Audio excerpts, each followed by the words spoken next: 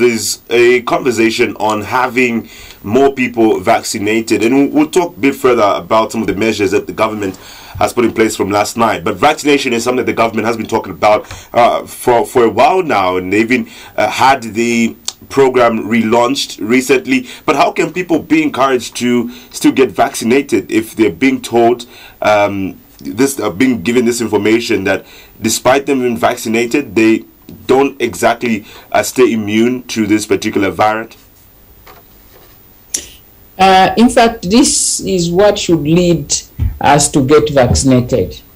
When you look at the variants we have had, our emphasis has been that if you get COVID, regardless of which variant you have, and you are vaccinated, the likelihood of you being hospitalized is reduced because of the vaccination. The immunity is increased because someone is vaccinated. And this is the similar principle here. So yes, transmission may happen. Yes, those that are vaccinated may get this Omicron variant, even other variants available.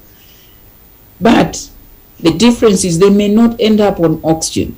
They may not end up hospitalized. They may have mild symptoms.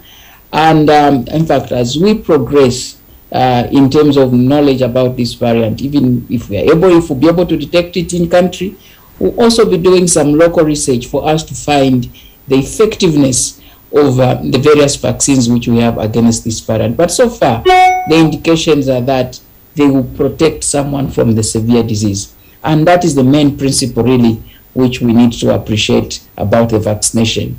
And today, to date, the vaccination remains the best weapon that we have against COVID.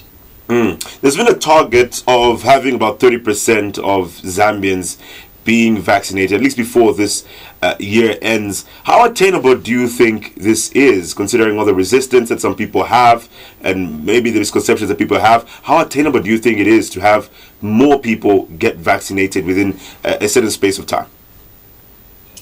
It's a very ambitious goal. I do appreciate that. It's a very ambitious goal, but we have to set our standards very high for us to be able to fight this COVID. And I'm sure you can see there are some of the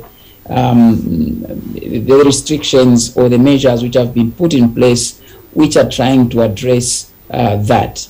When we talk of all civil servants, public health, public workers, showing evidence of being vaccinated when reporting for work, it would mean that we're going to have a larger pool of people if they really adhered to that intervention, or to have a larger pool of people that are vaccinated. If we say that for one to enter a public place, they need to show the vaccinations, then we'll be able to see a number of people being vaccinated. If we say we have to move the vaccines to markets, we have to move vaccines to public places and vaccinate people from there, that would mean that there will be a number of individuals that will have access to vaccines. What we're trying to run away from now is having us to call people to be vaccinated in our facilities. We need to take the vaccines to the communities. But it's very challenging, yes. It's a challenging task which we have, but we have to achieve it, really.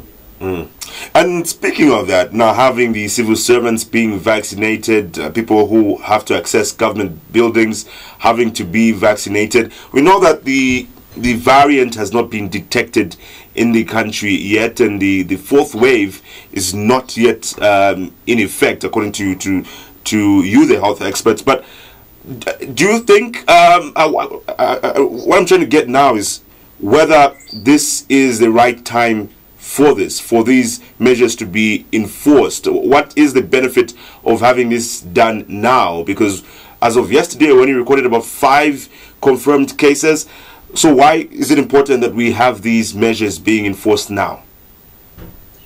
It's important that we effect these measures now than when we have these cases detected, than when we have a rising number of people being infected. Because if we just gave a single shot in each of the Zambians, then they would have a chance of protection for up to 50%, depending on which vaccine they get. And it will give us time for them to undergo 2 to 3 weeks for certain vaccines to receive the second jab, then also for 10 weeks for them to receive the second jab if they're getting the AstraZeneca.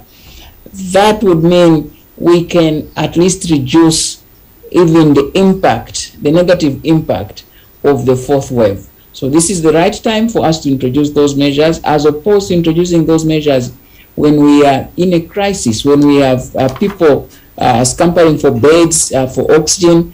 We need to reduce that burden, which we do expect from the fourth wave if we do not increase the immunization level.